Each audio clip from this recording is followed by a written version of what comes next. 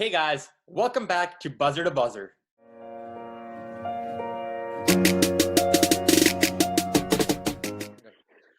All right, so we all know that the NFL draft recently just finished, and if you haven't checked out our draft analysis videos, we'll link them in the top right-hand corner, and be sure to check those out. But anyway, we're going to do a Blasphemy or Not segment based on the NFL draft. And let's get started. Abi, do you want to get started with your statement first? Yeah. So my statement is that Joe Burrow will not have a lot of success on the Bengals, and he won't really make the team better at all. Joe Burrow is one of the best QB prospects to come out in a very long time. They have a great offense with AJ Green, T. Higgins, Joe Mixon. Joe Burrow is going to be a Hall of Famer. That's a guarantee. Okay. I think that I feel like Aryan, you a bit misconstrued Abi's statement. I feel like he's asking if the Bengals, as an organization, right, Abi, will have success because of Joe Burrow. Yeah. Okay. I don't think that Joe Burrow will have any impact on the Bengals. Okay. Yeah. So I feel like that we discussed this before. I think the situation in the Bengals is getting better to some extent, but it's not enough to bring about a lot of change. Which is why I feel like Abi, I feel like that's I agree with you that Bengals will not get better because of Joe Burrow. I feel like the question we need to ask here is what defines success? Him going to 10 Pro Bowls and not winning a Super Bowl and winning all these MVPs, or winning a Super Bowl? I think success for Joe Burrow is accomplishing all the individual achievements.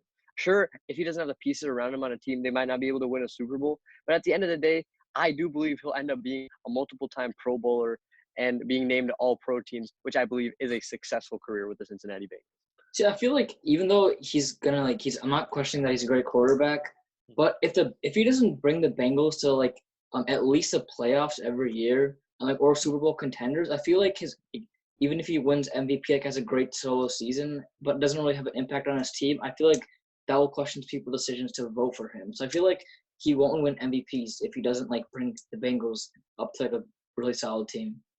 Well, but does a player – so, this is an argument which is going on for the ages, right? Does it matter – does a player's personal accolades trump the success he brings to a team, right? And classic examples, in football and basketball, you take whoever. What really matters? Is it the personal accomplishments or is it what you do as a team? I think it's a bit of both. Yeah, exactly. You can't separate those two because I think those two are intertwined.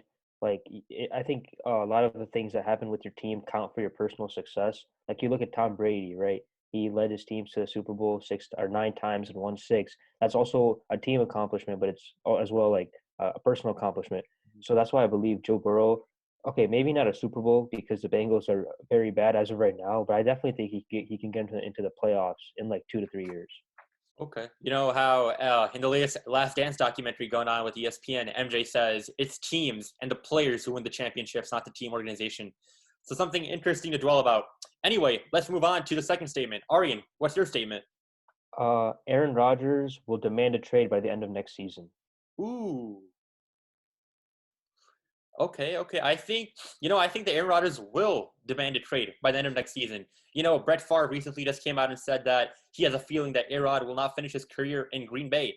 And look at the circumstances, look at all the foreshadowing, everything going on with the whole situation with them picking up Jordan Love so early in the first round. I think that Aaron Rodgers wants to show that, hey, I feel disrespected. Why are you guys doing this to me? I led you guys to a Super Bowl. I'm a MVP caliber player. I think he's going to take his talents elsewhere. See, I don't think that's true. I think that Aaron Rodgers will stay in Green Bay, and I feel like Jordan Love is going to be the player who gets request for a trade, who gets traded away.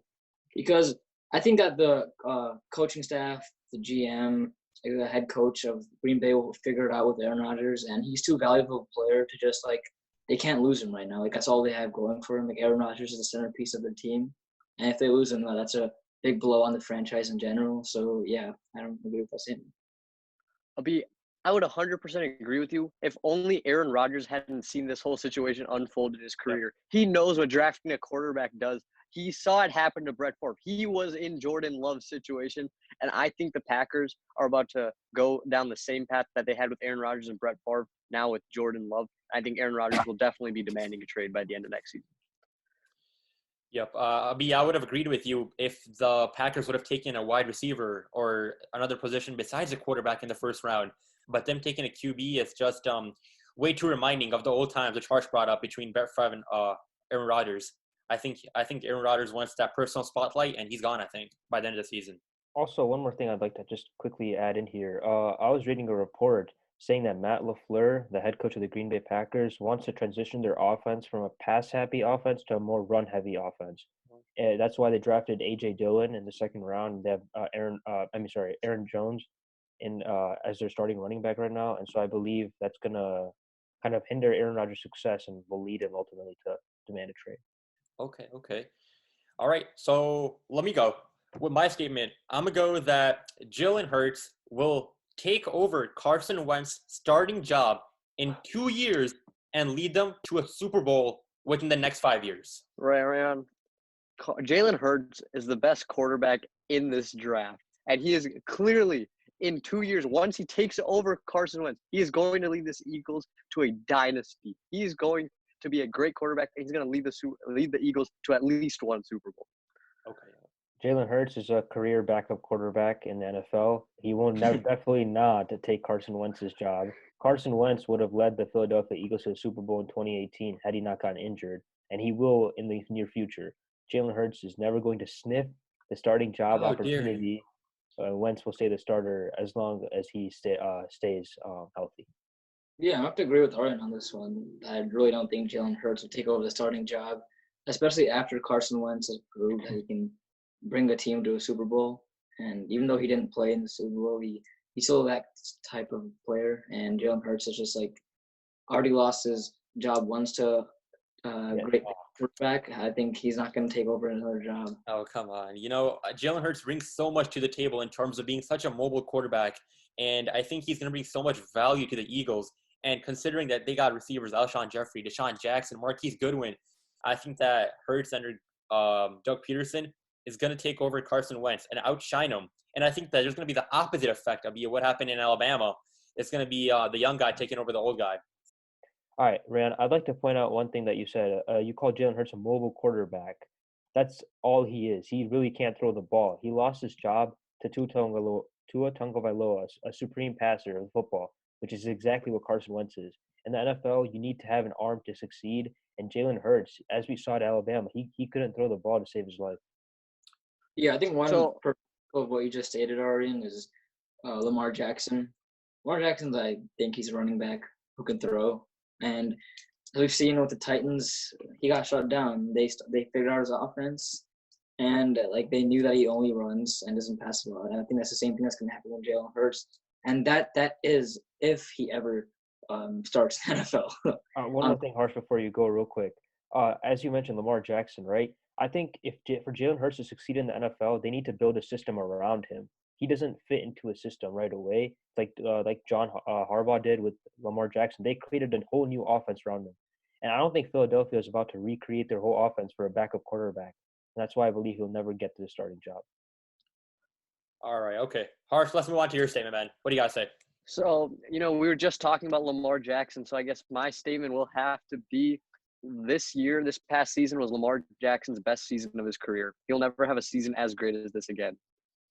Ooh. Oh, 100% agree with that. That's actually a really factual statement right there. And I don't know. I think Lamar Jackson. See, the thing is with mobile quarterbacks, right? And who are only mobile, they can't throw. They don't throw a lot, like Lamar Jackson. Teams will figure that offensive scheme out really quickly.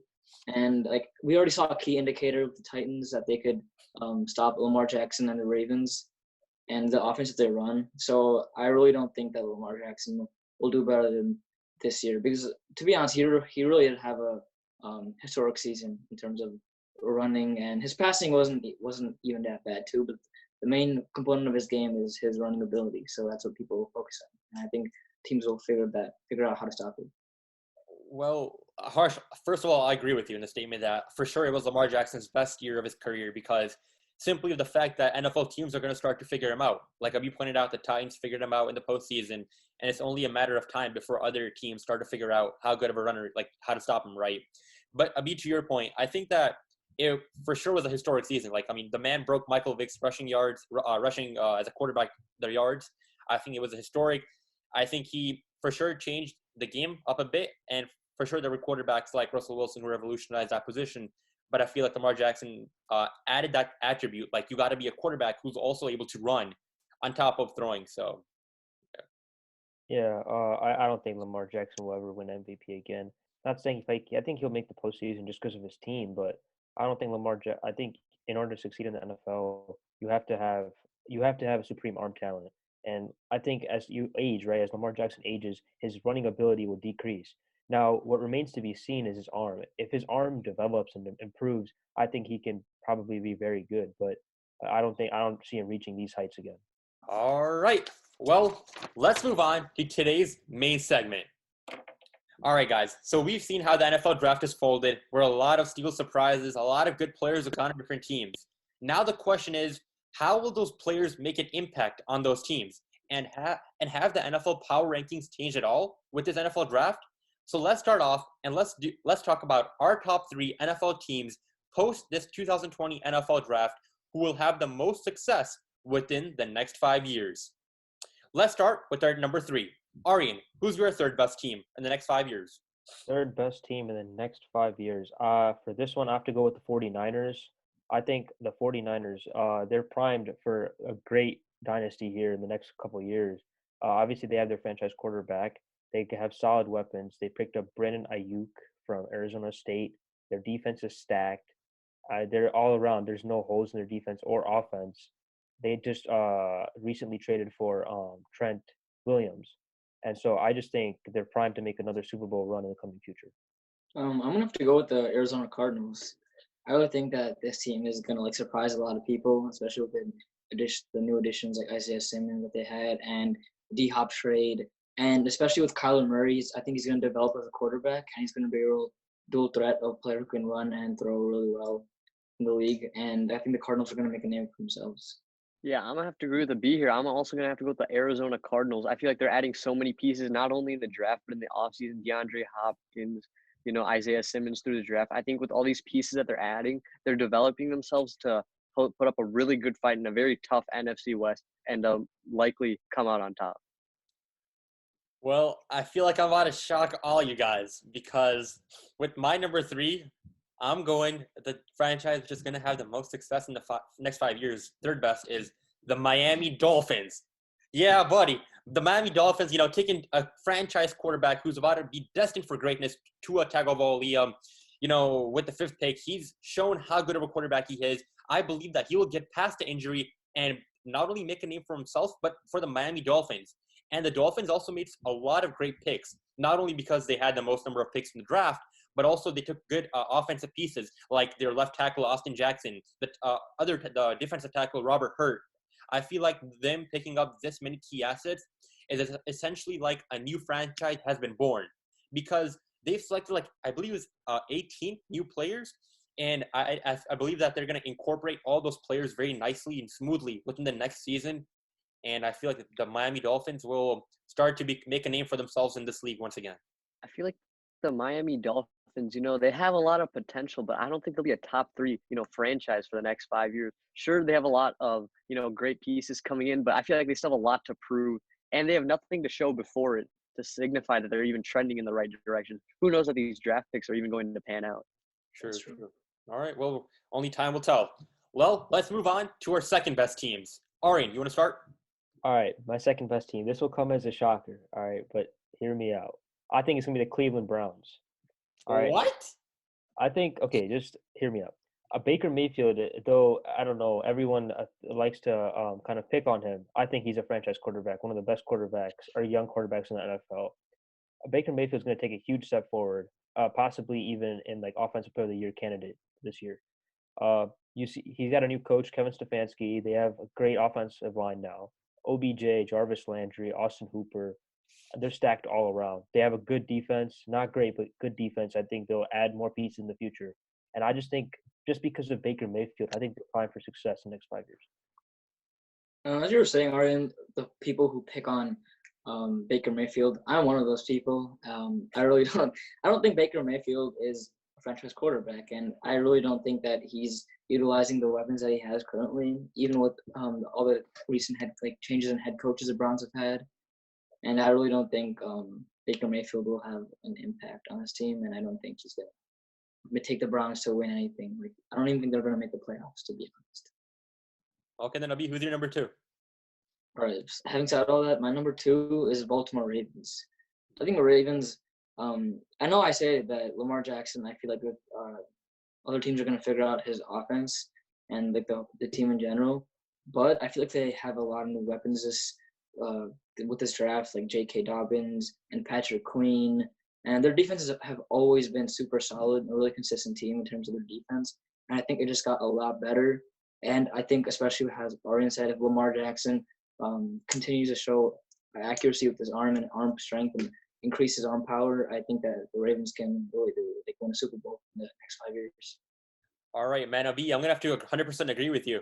Number 2, the Baltimore Ravens, man. I feel like them picking up Patrick Queen through the NFL draft and also the free agency move of picking up Calais Campbell, I think that they're becoming a more scarier powerhouse. And although, sure, teams will start to figure out Lamar Jackson and how his running game evolves, I feel like the Lamar Jackson in this offseason has been put in the work to, improve his arm, show that, hey, I'm not just a runner. I can throw the ball too. And I feel like he's about to prove all the people who doubted him and show that he can do both, which is why I feel like the Baltimore Ravens will be doing good in the next 5 years. No hate on the Baltimore Ravens, but I really don't see them as a successful franchise. Sure, their defense may be close to elite or even elite, but that offense still has too many. Lamar Jackson, teams have figured him out, and you can't improve. I mean, sure, it's possible to improve, but I feel like the improvement necessary for that team to be successful needs to be like impactful. Like, it has to be a lot of improvement for him to show. Right now, their main offense is running. Like, they run the ball with either him or Mark Ingram, and I feel like at some point that running is going to run out. And they're going to have to throw the ball, and I don't think he'll be equipped for that. So with my number 2 team, I'm going to have to go with them Cowboys. I mean, the Dallas Cowboys, that defense, there's that defense may have some holes, but I feel like they're making the right moves to fill it in. They had a new coach in Mike McCarthy. They have a loaded offense through the draft and, established quarterback Dak Prescott, established running back Ezekiel Elliott, established wide receiver Amari Cooper. I mean, that offensive line is one of the best in the league. They really have the great offense, and that defense is taking steps to get there. I think they're going to be a successful franchise for years to come. When you say all the weapons that the Cowboys have, the only weapon that they acquired this in the draft, right, or the best player they acquired, in my opinion, is CeeDee Lamb. And if they had all those weapons last year, then how come they didn't even make the playoffs? I know the coach is different. They didn't have Mike McCarthy. But you can't – I don't think you can already say that they're going to be a good team, especially with a new head coach. I think it's a little bit too soon. I think you need to give them a couple seasons to see how they do, and then you can determine how good they're going to be. I think Mike McCarthy has established himself as one of a pretty good coach in the league, and I feel like the impact he's going to have on changing the Dallas Cowboys offensive and defensive scheme is really going to show this next season.